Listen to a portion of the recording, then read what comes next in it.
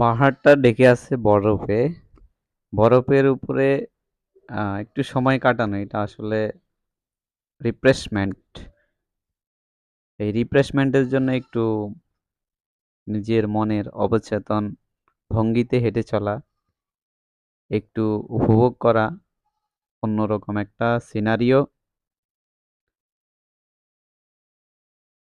শুধু আমি নয়, এখানে আরো অনেক লোকজনই হচ্ছে এখানে আসে, এসে বরফের সাথে পাহাড়ের যে একটা বন্ধুসুলভ অবস্থান, এটাকে উপভোগ করার জন্য অনেকে বিভিন্ন দূর দূরান্ত থেকে আসেন। তো এই মুহূর্তটা আসলে যেমন উপভোগ্য তেমনি হচ্ছে যে দেখার মতো।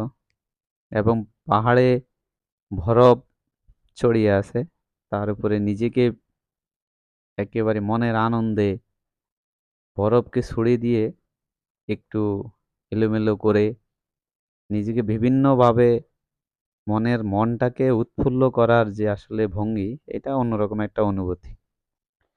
তো এটাই হচ্ছে যে আসলে সুন্দর জীবনের, এটাই হচ্ছে যে অংশ।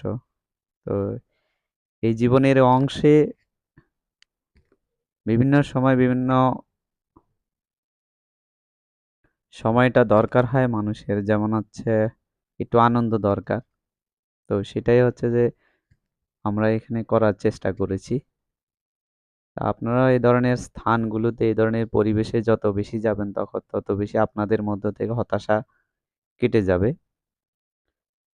তেমনি আমরা বিভিন্ন আহ সময়টাকে কাজে লাগাইতে পারি এভাবে।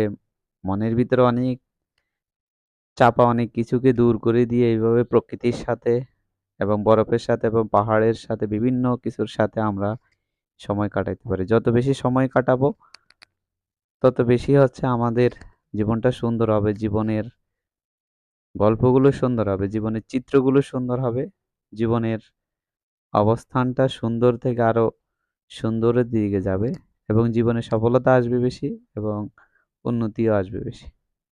তো ইনশাল্লাহ আপনারা ভালো থাকবেন, আর হচ্ছে ভিডিওটাকে লাইক করবেন এবং সাবস্ক্রাইব করবেন। আল্লাহ হাফিজ।